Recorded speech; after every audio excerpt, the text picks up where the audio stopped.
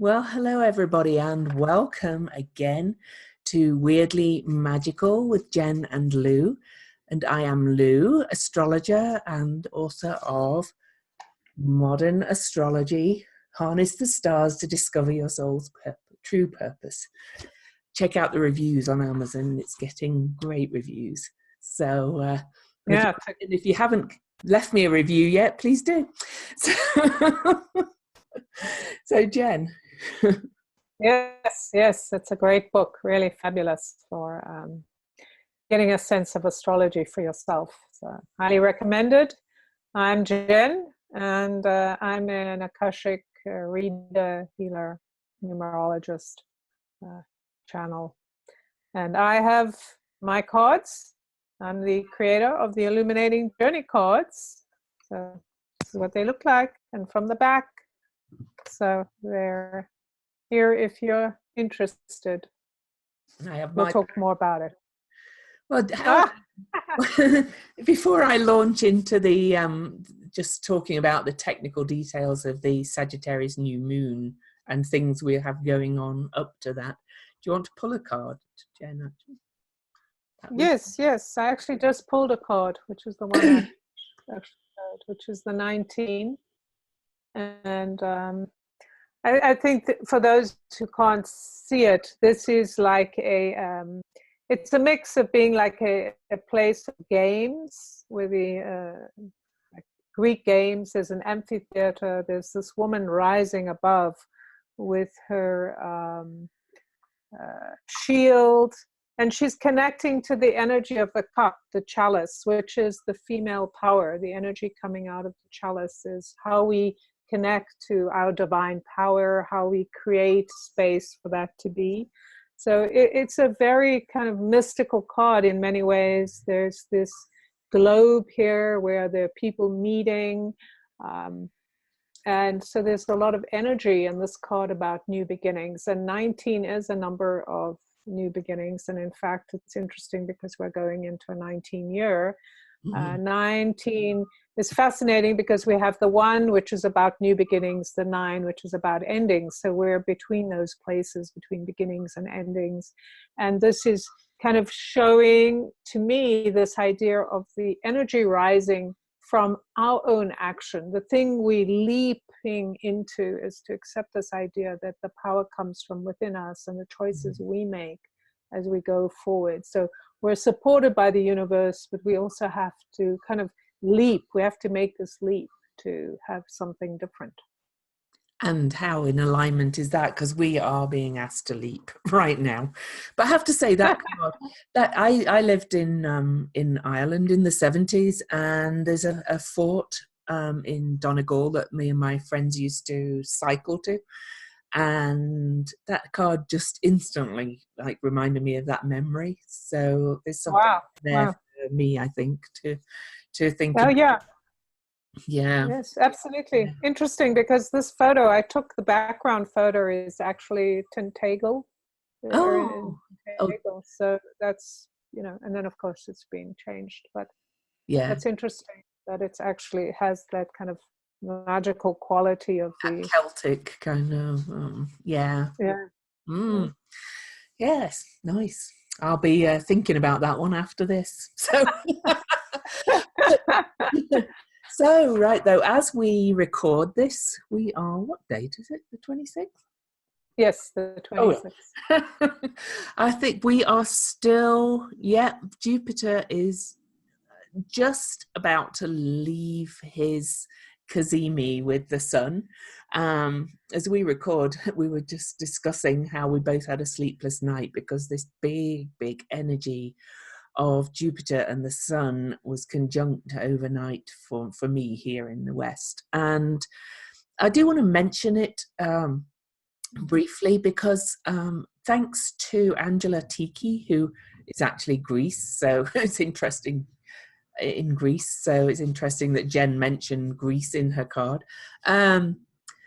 She talked about this Jupiter-Sun cycle, how this conjunction is at 4 degrees or 3 to 4 degrees of Sagittarius, And the last time it was at the beginning degrees was 83 years ago in 1935.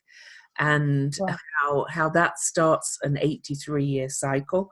So overnight, we were literally really starting a new 83-year cycle where Jupiter and Sun will move a few degrees, about 4 degrees every 12 years through Sagittarius. Um, and I'm not going to go into loads of detail. I talked about it on my blog yesterday, but back in 1935, we did have the rise of fascism, of course, and we see some of this right-wing, a lot of this right-wing stuff rising at the moment as well. But I do want to give people hope, and Angela did as well, because back then, almost everything else in the chart was reversed. Now we have the moon's nodes, the north node in Cancer and the south node in Capricorn, and back then they were flipped, north node in Capricorn. Also, Neptune is in Pisces and is, oh, my internet, and is squaring Sagittarius. And in 1935, Neptune was over in Virgo. So there's a whole different flavor to the energy from 1935. And her hope and my hope is that because of these reversals and flips, we are able to see the rise of fascism coming and able to reverse it this time. So just an interesting observation.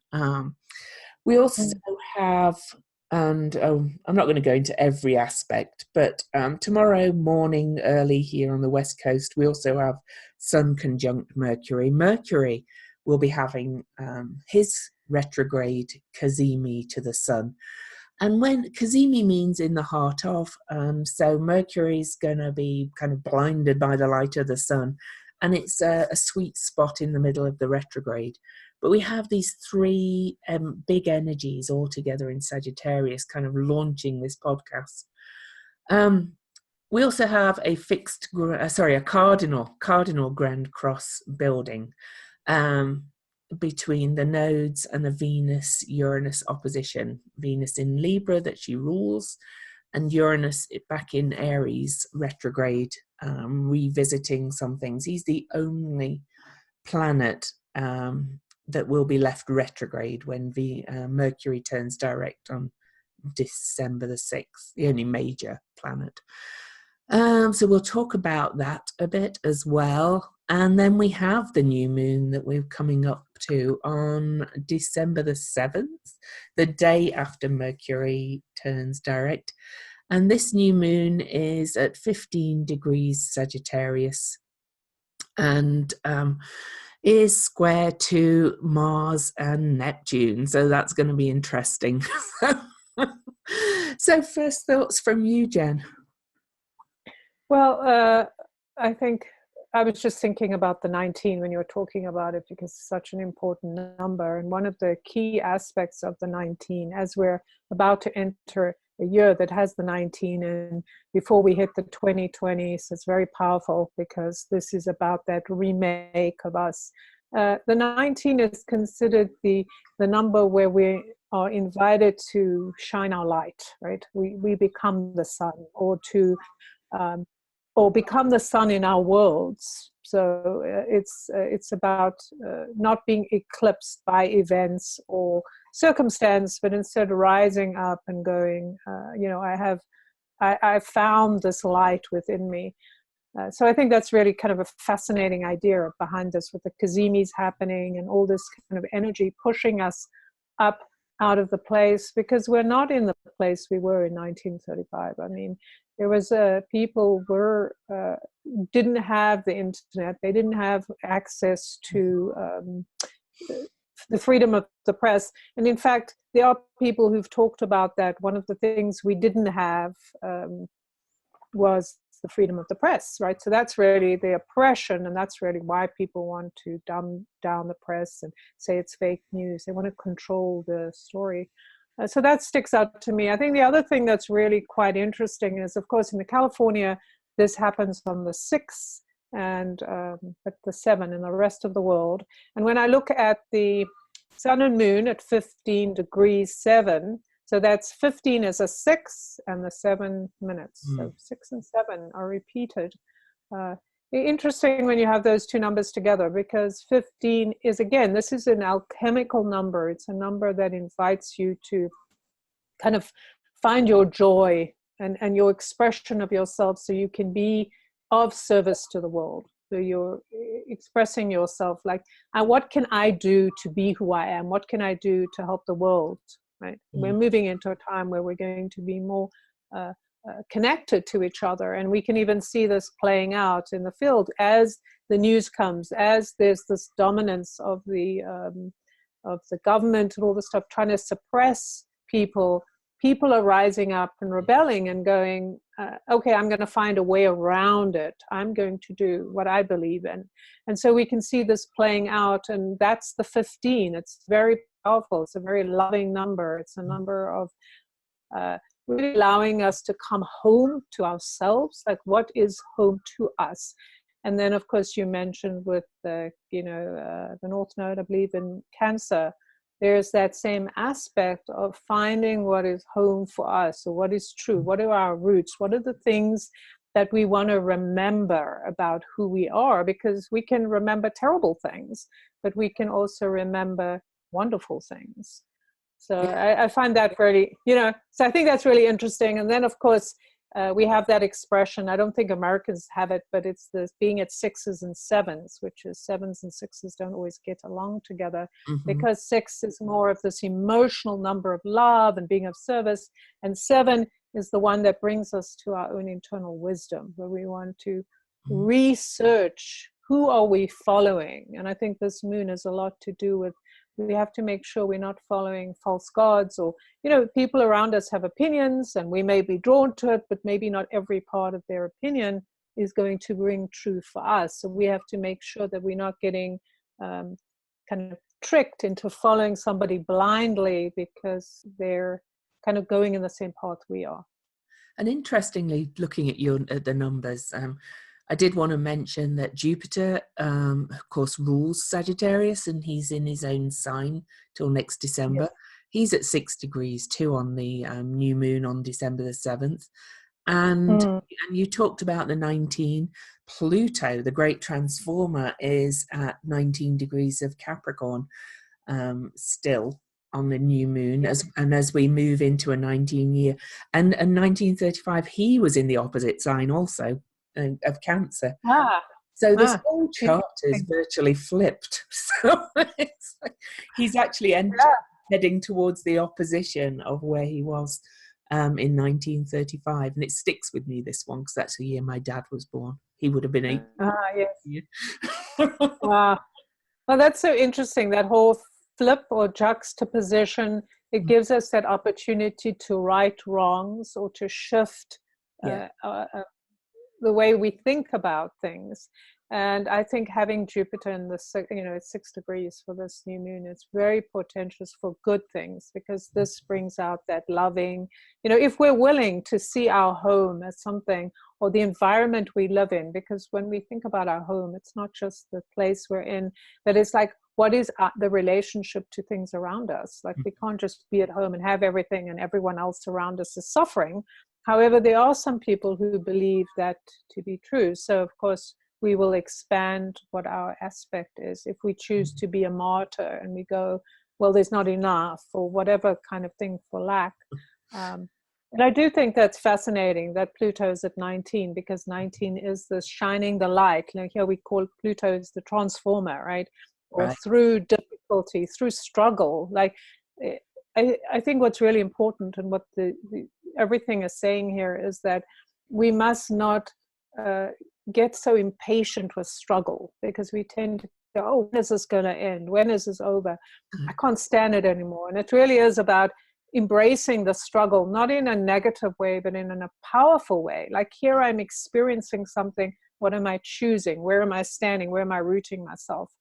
It's just a different perspective, isn't it? And there's a lot of energy here with the Mercury retrograde about changing the way you look at things, my favorite quote, and kind of and kind of rewriting your story. There's all that kind of energy in there as well. The Sagittarius energy is about truth and freedom and higher thought, also natural laws. So, you know, if you want to choose to make the most of this powerful energy that we have going on right now and moving forward, you know, it's really important to get in touch with what is your truth. How do you want to live it? What's your bigger vision? Rather than getting stuck in those minor details. You know, you may have, you know, a bit of a struggle in our daily basis, but what's the lesson from it? What are you learning from it? All that kind of energy. And of course, to go back to that cardinal grand cross that I mentioned, Venus is going to oppose Uranus for the third time because she's just traveling back through her shadow period after her retrograde. Last time they opposed each other was in Taurus and Scorpio, which are fixed signs. This is cardinal, which are initiating signs, and they are initiating change. The nodes have now moved back into Cancer and Capricorn, as we already mentioned, and that's also in cardinal signs that are initiating signs, and they're initiating new beginnings, actually, rather than just change. It's entirely new, this energy. It's very different, and by the new moon, the cardinal grand cross will have faded. Venus will be back in Scorpio, but this Venus Uranus opposition, which I'm not exactly sure when it's building right now, it's a few days away from exact, is going to kind of wake us up a little bit to the new beginning we need, because it's squaring the nodes in new signs. It's really going to shift things, and the south node being in Capricorn is about the rules and our institutions and who we let control us, really, who we give our power away to, and also our need to control everything. We're being asked to release. We're being asked to release all of that, and all this is going to happen at 28 degrees, I think. So, oh yes, it's 28, another one. So, it is. New beginnings, and that's an interesting number, because 28 is one of those numbers where you know, we can be tricked because we've been betrayed, right? Like a lot of times the reason we don't want to go forward or do something different is because we've experienced some kind of betrayal. But the truth is, betrayal is just one of those things that helps us evolve. So if we get stuck on the idea that someone's betraying us or it's happening to us and this is terrible and I can't do anything, then we're just going to repeat those patterns over and again, over and again, over and over again. But if we say, okay, well, you know, yes, I've been betrayed, and now I understand what I've got to look out for and what's important to me. But it's also about leadership. I mean, one is about innovation. It's about leadership. This is a lot about what's happening here in this chart.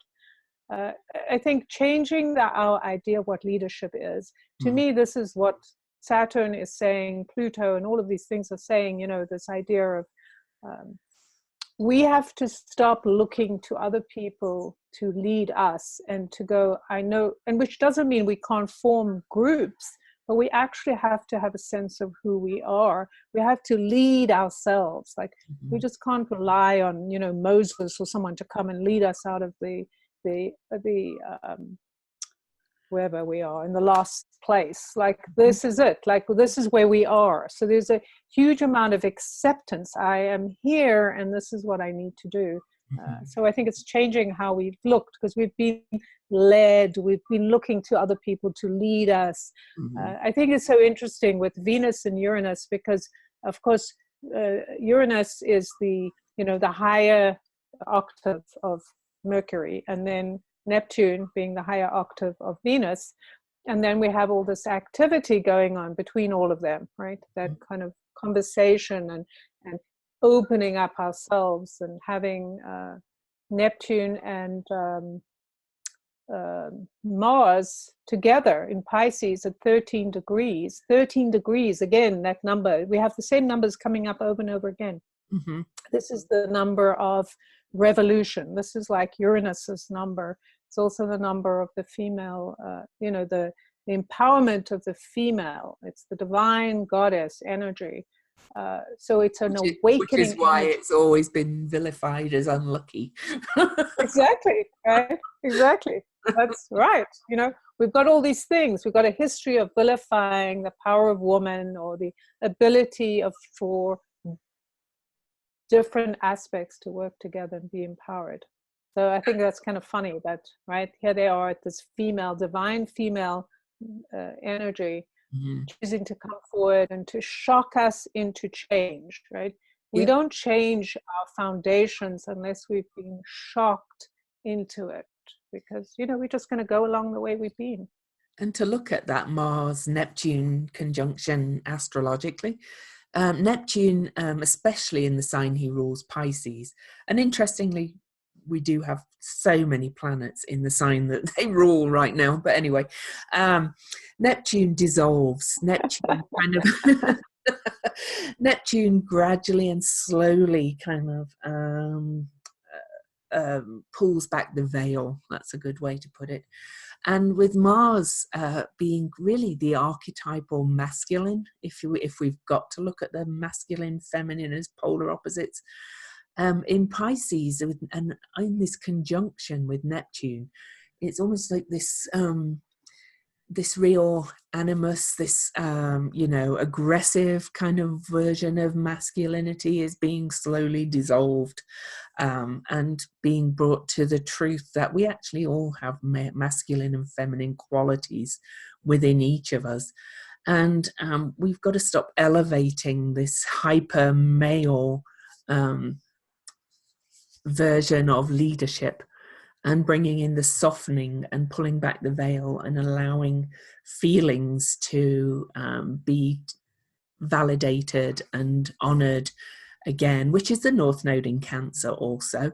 It's all about really moving to a time where, we don't say, oh, you're just basing that on feelings, as if that's something wrong with that. There's nothing wrong.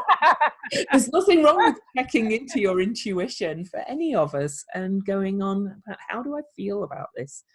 Does this feel good? Does this feel heavy? Does this feel light? I get it because I'm a little keyboard warrior on Facebook. I get accused of it all the time. Oh, you're not being rational. You're just doing it on feelings. Well, what's wrong with that? I don't. Good question. Yes, I think that's kind of funny that we have this, all of this stuff that is based on not feeling. And, what brings to mind is this idea of the, what you mentioned about being in 1932, when all of this stuff was upside down and in a different place, was people acting like their feelings didn't matter. Let's have a stuff upper lip. Let's just follow the plan, and look how that worked out. Like, it didn't work out that great. So, I think this is it. Like, when we can see, that people are being hurt, then, and we can open our heart and we're going, wait, or we're being stifled and hurt, and we go, no, I'm going to express myself even if you don't like it. Yeah. I think I saw your cartoon that was, where the woman says fuck, and then the guy, is drinking she spilled the wine. Like, who wouldn't say fuck? Like, oh shit, my sweater, right? And then the guy goes, well, that's not very attractive. And I mean, I've heard those kind of expressions. And the truth is, well, shit, I don't care what you think. And I think that's part of it, is instead of our feelings being controlled by somebody saying, you can feel here, but you can't feel there, it's just like, as we start to open up, and then we go, well, this is what I care about. Because how do we know what we care about unless we have an emotional attachment to it? Yeah, exactly. And who are you hurting if you just say fuck when you've spilt wine on yourself? You feel. Oh yeah, you may be. Yeah. Well, I mean, you might offend their ears, but the good thing is they know they don't want to hang around with you, because you're not attractive. And then you're like, oh, good, because I don't want to hang around with somebody who doesn't like the idea that I can express whatever I want, right? Exactly.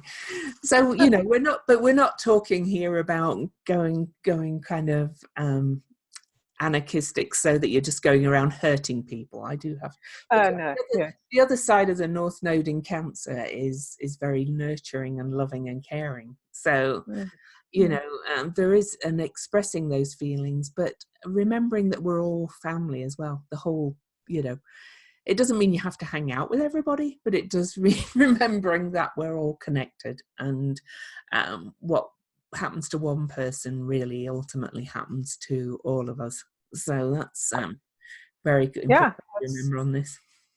Exactly. And I think it comes back to that whole Neptunian Mars thing, which I think isn't the moon squaring or something. But I think part of it, to me, that's the bigger picture, is unless we can express our emotions and feel a sense of freedom, like we have value, that's the 19, like, and there's the 15. Like we have value because we're expressing who we are. Like it doesn't mean we're vomiting all over people, but the fact that we have value because we are who we are, knowing we're expressing a part of the divine, each of us, it gives us permission to be kinder. Like when we can be kind to ourselves and we know that the world accepts us, then it's so much easier to go and be kind to someone else and be generous and understanding.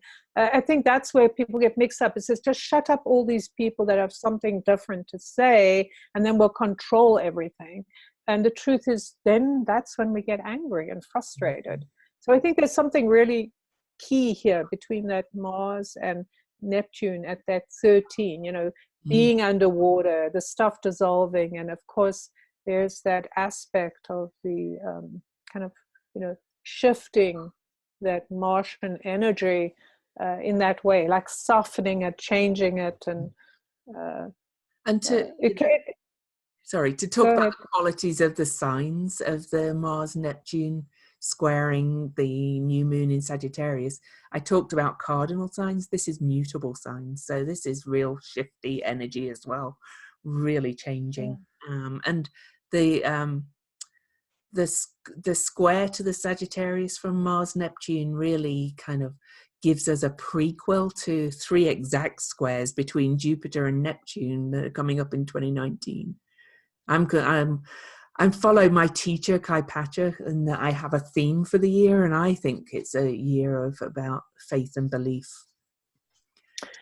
Well, yes. I think that's a good, I think definitely we all have our different aspects. One big part of all of this shifting that I know from the numbers and all of that, and what I see in the movement, is this is about learning to be in joy. So to take the energy that we've experienced and to see it in a way like, how do we make this experience a joyful experience as opposed to a suffering? Like we've risen through the times having suffered, and now it's time to go, okay, here I have all the suffering, what do I do with it? How do I turn it into something joyful so I can change? And I think the idea that with Sagittarius being so involved, that idea of the bow and arrow, this idea of shooting an arrow into a space, it always makes me think of Chiron, the idea of healing. Right? Yeah. There's that idea, like what was the thing about Chiron that was so, like in the legend, that's so stultifying, is that he was shot by an arrow, right? He took the arrow for someone else, it poisoned him and it injured him, but he could never escape this pain because he couldn't let go of this energy. He was immortal. As well. That's right. I'm immortal, but I got the same. But however, now we have a chance to replay this with Chiron even representing all of us now, healing, going, this arrow or this poison is in me. How do I move this poison out of my body? How do I shift that energy so I become different instead of resisting the poison, right? It's like, that's how most of the stuff works. When you resist the poison, you die, right? Or you suffer for the rest of your life. When you understand that the poison is the antidote, that's when you begin to shift the Mhm. suffering into joy.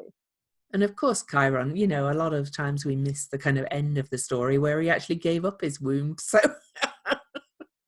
he He gave did. up, or he That, gave up his immortality, so to heal. So that's the yes, releasing, the letting go kind of energy. And I do want that's to, right. you know, to go back to your point about the Sagittarius energy and the bow and the arrow, and the kind of half man, half horse, or half woman, half horse of Sagittarius. It's a very optimistic sign, but it's also about embracing both your higher self and your animalistic self, the lower half of the body, the horse. It's about following the natural laws and really, well, clearly I have so much in Sagittarius. I just adore the sign, of course. And this new moon's going to be on my Jupiter, so I'll be like, woo!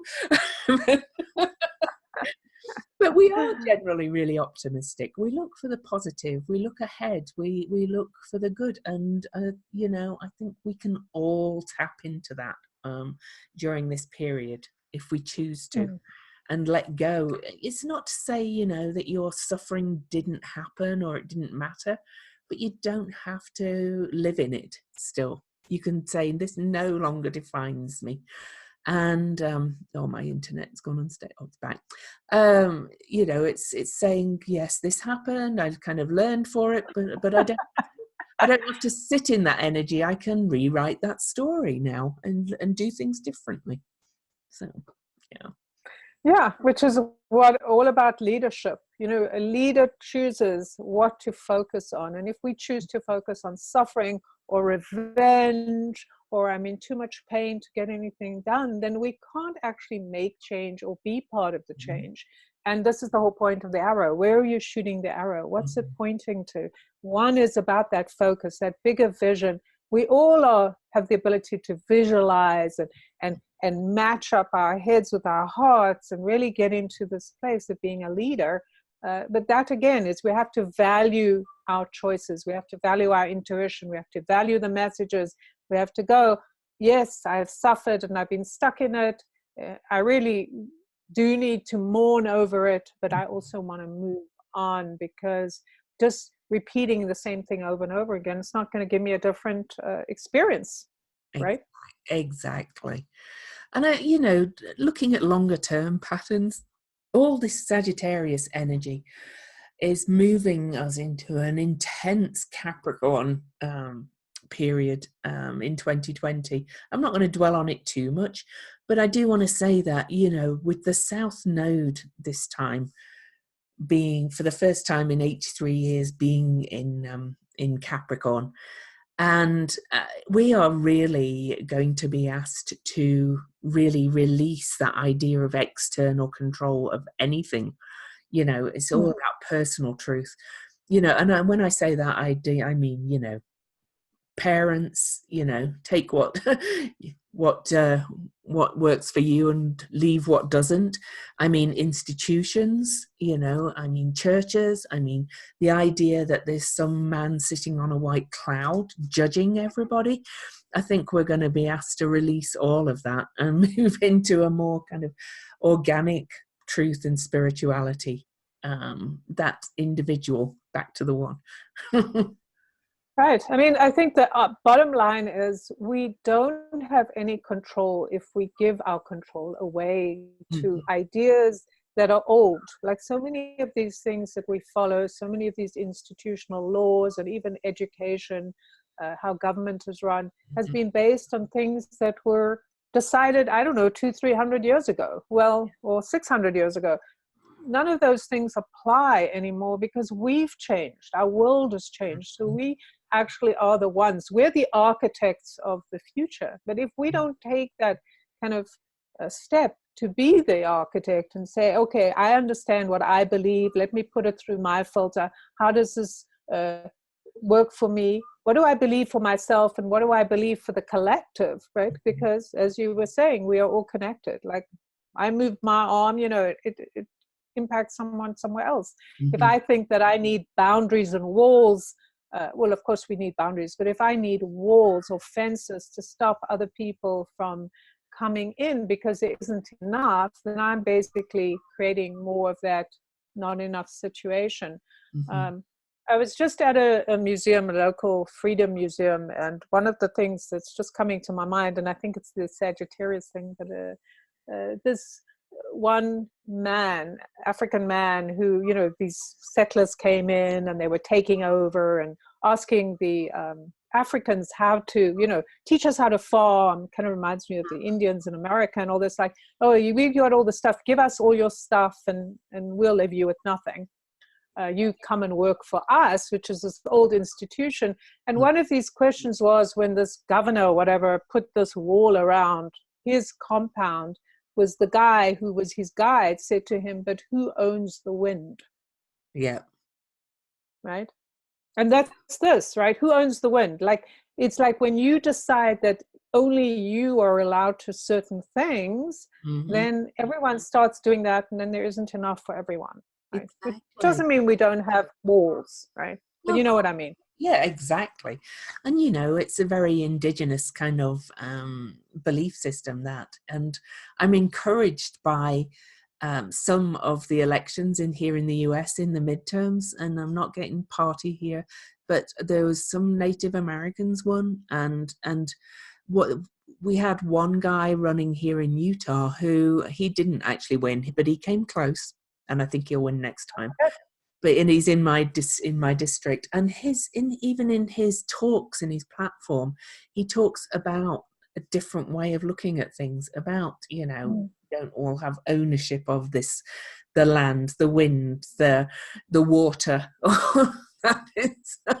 We can't own and control it. We're beginning to gradually release this manifest destiny kind of idea of we go in and we can control everything. Thank God, because it's caused so much damage. But, you know, Yes. To be an optimistic Saggy, to go back to the optimism, we've got to look to where that's starting to show up, so that we can have some hope going forward about, and where we can actually tap into that energy ourselves. Mm-hmm. Yeah, and I think part of it that is so important. I think I read somewhere that this moon is one of these moons that is activating our kind of responsibility to the earth. Mm-hmm. And, you know, listening to you talk, and I heard some of these people, you know, in the States now that's happening, where they're tear gassing these people that are trying to, you know, seek asylum. And there's a bunch of people in Texas that have started bringing these people in and inviting them in. So they found a solution. Like, clearly we can't fight the government with the government's tools and weapons, right? Mm-hmm. Because that's not going to work.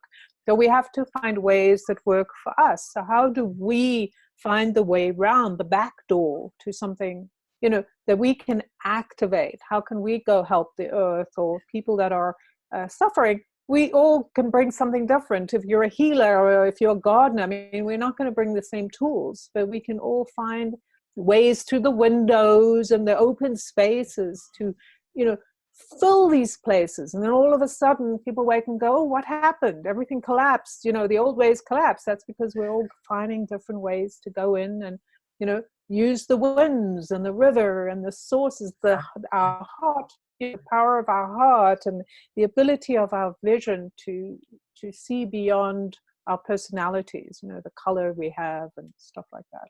Yeah, exactly. So, you know, it's more kind of about their belief systems that are coming back in. And I've said this for a long time about the age of Aquarius that we're moving into. We're kind of in the, oh, hang on, it's unstable again. Oh, I'm back. My internet keeps freezing a little bit. But just a moment. No, hold on. What was that? I've lost my train of thought. Oh, it's the shamanic more perspective. And I've said for a long time that the age of Aquarius is going to bring in the old ways in a new way, you know, and we're seeing that start to happen. Thank God. Not that the age of Pisces, yeah, everything wrong with it, but man kind of screwed it up. So we've got an opportunity to restart. So it's all an experiment, right? It's all an experiment. We have to remember what we learned through the age of Pisces is this idea of the individual, but we didn't quite get past the suffering that some people suffer and some people have everything. And this is where the age of Aquarius is beginning to begin. We're dealing with the same problems, but now we have different tools. We're in a different position. The viewpoint we have is different. So now we can go, okay, well, we screwed up about all of this stuff. So let's think about this in a much bigger view. Like we've got to go above to see the bigger picture and go, what makes sense? What do I need to do now? Like, we can't leap 1,000 steps and everyone has, it's nirvana, right? No. We actually have to do the work. This is a slow moving effort that takes time, and I think that's the part that often is missing. People talk about it, and I think a lot of times in spiritual communities and all this stuff, you just sit there and think about it, or you have good thoughts and suddenly everything's, your life has changed. Or you meditate for 10 hours a day. Yeah, right.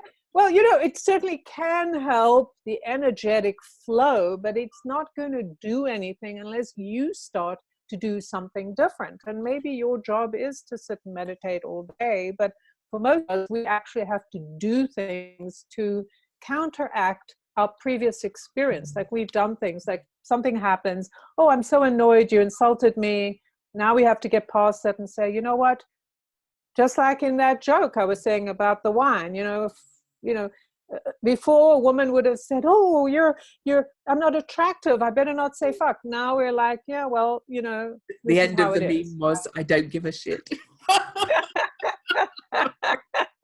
That's right. And so there's that freedom that we can go, oh, I can look at my problems, I can deal with them from that space of, I don't give a shit about the little petty things. Mm-hmm. What I care about is my bigger vision and working with other people who have that same vision. Yeah. So, right. So there's going to be detractors. There's going to be people saying, how can you do this? This is wrong. I don't believe it. And that's like, you know what? You have your right to believe what you have to believe, but just move out of my way because I've got things to do. Right. Exactly. Oh. So I'm just going to look at the chart one more time, but I think we've pretty well covered everything. So I think we're going to go to the symbols, which I forgot to do last time because I got on a roll talking about something else. But then I'll let you talk about the Sabian symbol for the new moon, first of all. Okay. I do want to mention one thing that struck me is the fact that both Chiron and Mercury are 27 degrees. I think that's, 27, it's a 9. It's a very potent 9. It's about really kind of bringing a sense of wealth into things, a balance, because it's 3 9s. But it's also about endings and that idea of coming through with compassion, with kindness, with acceptance that, everyone has their place in the world, right? Unless the world bumps them off, we all have to find a way to cohabit. And, while we can't be listening to everyone, we have to focus on where we're going. We have to recognize that it doesn't make them wrong, right? And these two are connected, are speaking to each other in the new moon chart by a lovely trine aspect, which is a very healing aspect I always find as well. So there's that part of it as well. Yes, the mind, shifting the mind, right? From going from being fixed. And they're in water signs, which are more about feelings and emotions. So it goes back. Yes, which I was just saying, we kind of overlap. It's funny how our thoughts kind of overlap. But, the thing is that it's that shifting, changing our minds, releasing ourselves from the debt of being, believing that certain things were true and only those things are true. Yeah. We can elevate our mind and expand our heart. So very powerful. Very cool. So the symbols. All right. So you going first? No, you can go first. Yeah. All right. So the Sagittarius 16, the Sabian symbol. Seagulls fly around a ship in expectation of food. And the keynote here is the easily acquired dependence of psychic desires upon the stimulation of social circumstances. Okay, that's a very confusing sentence. It is. Animals, animals drawn into the circle of what human society produces find it easier to depend on man's handouts than to pursue their usually difficult search for sustenance. The seagulls here symbolize the more wild and normally untamable energies of the human soul, but they too can develop a land of domesticated dependence on the byproducts of man's adventures within the realm of the unconscious, which is the sea. The natural instincts feed on the reactions and often perversions of the socially conditioned mind ego. The first stage of the process, represented by the 50-second sequence of 5 symbols, shows us how nature can readily become subservient to man's restless ambition to dominate the entire biosphere through an all-human planetary socio-economic organization. This is the symbol of dependence. I take that as a warning more than yes. Going back to what we've been talking about. Right? It fits into what we've been talking about. Like, do we want to be dependent on somebody giving us handouts, or do we want to be more mindful of the fact that we're sharing space with seagulls and other animals and other humans? Definitely. Interesting. So the Chandra symbol is a man shearing sheep. It says practical fortitude, resiliency to keep finding a way to do it, to keep discovering how to get through the deepest quandaries, the greatest karmic traps, ingenious and resourceful, paying attention to the cues, going to get it right. You're involved within a path which requires discipleship or apprenticeship, learning the ropes, building up fresh capacity in this lifetime to scale the heights, but you remain preoccupied and absorbed within honest tasks. A pervasive conviction grows and forms of how it really is. You're willing to take every step to reach a far goal and attentive to what is really there. A throwback to the old ways of a rural past, oddly comfortable in adopting new forms and moving through phases and taking on the worlds. The journeyman learns the way of the journey and gathers earth wisdom in small bundles, knowing how to be there when it counts. Well, that's got a lot in it to unpack, but basically it's saying what we've talked about with both the of Aquarius bringing in the old and in a new way, and about shooting your arrows and not getting caught in the traps, looking at things differently. And of course Sagittarius really, and Jupiter really is the journeyman all the way. It's always traveling in the heart, wandering and wandering. I always say WON and WAN, because so it's always learning the ways of the journey, and Sagittarius is about travel of the mind and physically. So I like that symbol. Yes, and it makes me think also of Saturn, of course, because the whole point of Saturn being in Capricorn is to make us do the due diligence to attend to being the apprentice, right? To learning the ropes of something new. We just talked about, you talked about how we're in a new energy and everything's shifting and our minds are changing and our hearts are changing. So we're lost, but we're lost in wonder, that we can begin to find a task that we can do until we master it, which is this journey we're on. Awesome. Wonderful journey of life. Yes. Anyway, I think we're going to wrap up for the day. But Jen, where can people find you? Well, they can find me on my website, jenduchenne.com, and the cards, if they're interested, are there. They can also find me all over the internet, Jen Duchenne. Mm-hmm. Yeah. And you can find me on my website, louiseeddington.com, or just Google my name as well. I have a free group on Facebook, as Jen does also. Mine's Planetary Magic Cafe. And Jen will tell you hers in a minute. It's a long name. You can find my book on the website. Yeah, and just, come follow me, Louise Eddington Astrologer Facebook page. Join the Facebook group. There's lots of ways that you can get to know my work and Jen's through Facebook as well. So yes, my group is the Light Club of the Woo Woo Weirdos of the World. Which is an amazing name, but I can never remember. But if I don't know, I'm amazed I remembered it. If you start typing in Light Club, I think it will come up, because I don't think there's many.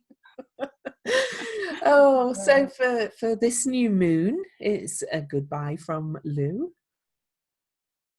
And goodbye from Jen. And I just wanted to mention, if you love our podcast, please give us a review.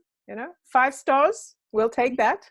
More reviews the better on iTunes. If you're on iTunes, I think you can probably review it on other podcast outlets, Stitcher, and we're on all of the outlets. We're also on YouTube, but we're actually creating a new YouTube channel just for this podcast. So that's actually called Weirdly Magical. So please go and subscribe to that YouTube channel as well. We have no subscribers yet because we set it up on Friday. So from both of us, it's goodbye for now.